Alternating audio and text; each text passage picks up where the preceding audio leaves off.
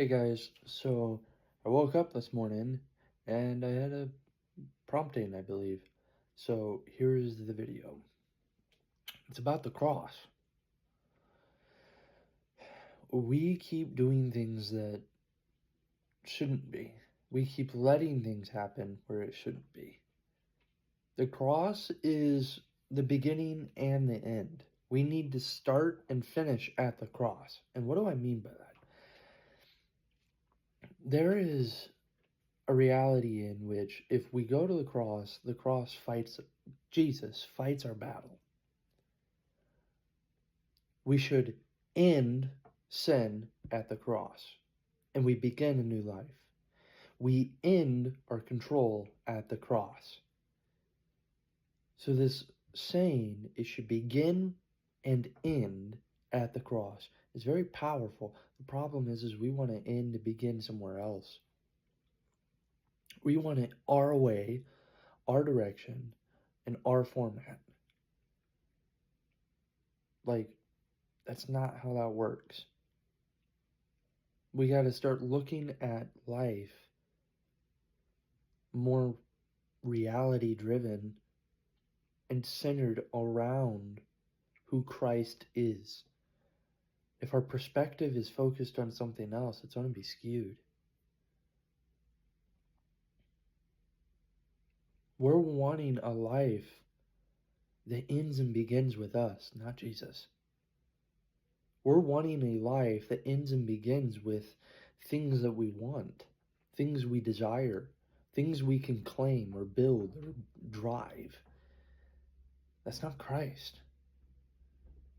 Our life, our statements, our spirit, our relationship should begin with Christ and end with what we were doing. And we're not doing that. It also, we should allow the cross to fight our battles for us. And us as a independent country, nation, and culture, we're going, no, we want to do it.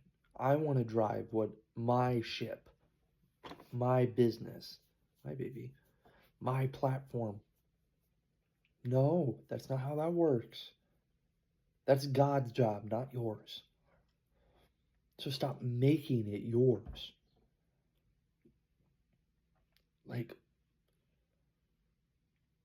we can look at our technology and showcase perfectly what our mindset is. We have 17 different, probably, social media platforms that are super popular. And all of them are centered around me, me, me, me, me.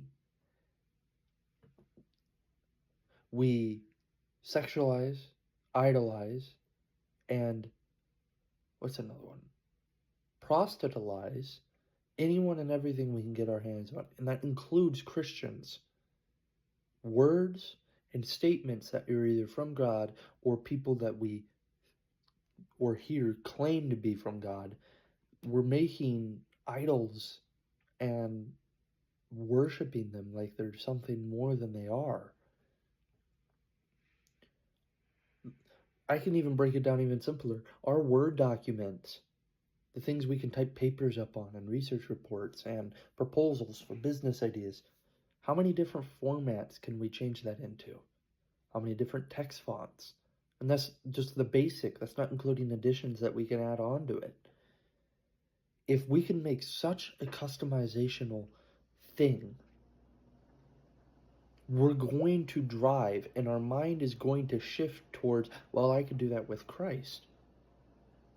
No, it needs to end and begin with Christ. Complete surrender. Because this statement comes down to, do you really believe in what Jesus actually did?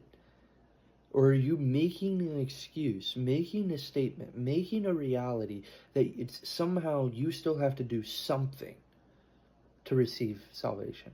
You still have to do something to earn His grace. And that's a lie. But we keep mixing and matching because we've seen Christians do it for the last 200, 600 years.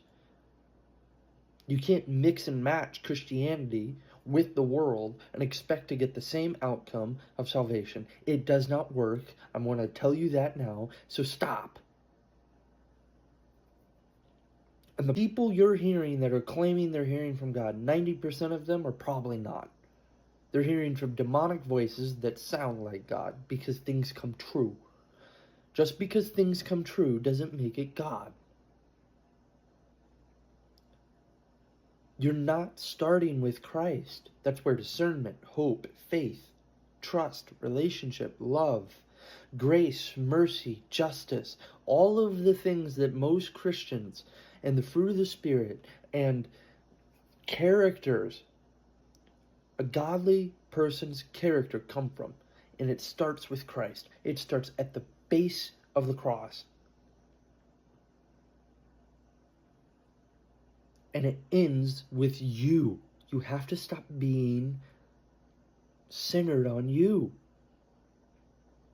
But you can't if you don't let go of your control, of your anxiety, of your fears that you won't be able to do whatever you can get to where you want to go. God has a plan for you, and some of the things that He has given you, ideas, desires, plans, you never even comprehend what He actually has planned for you. But when you take control of the situation, of what you want, even of your fears, you harbor something that's not godly and not Christian and not even centered on Christ. And you start controlling the situation. You start walking out something that is different. And you necessarily don't even look like a Christian at that point. Not in God's eyes. You look like a gray man. In the Spirit, when I look for godly and ungodly Christians, or even people, I don't look for who they look like. I don't look for what they do. God shows me something in the Spirit, and I call it the silhouette. In art, you draw a silhouette, the outline of a character or person. When you do this, you get a format that shows roughly the size and shape of who they are, without getting all the extra messiness. And then it's always filled with either 3 colors: black, white, pure white, or a gray. And there's different variations of gray. Which one are you?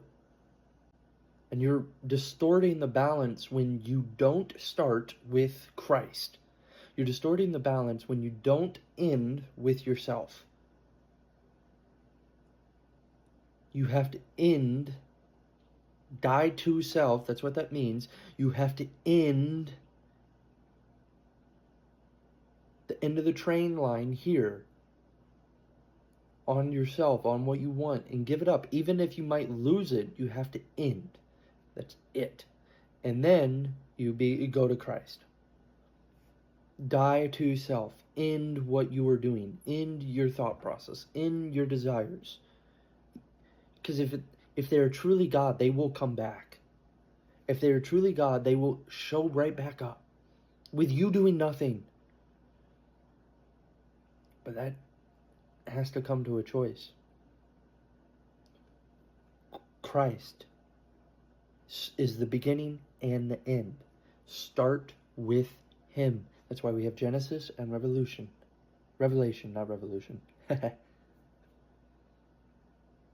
please, turn from what you're doing and stop holding on to what you want. Jesus loves you, and I hope you guys have a good Sunday.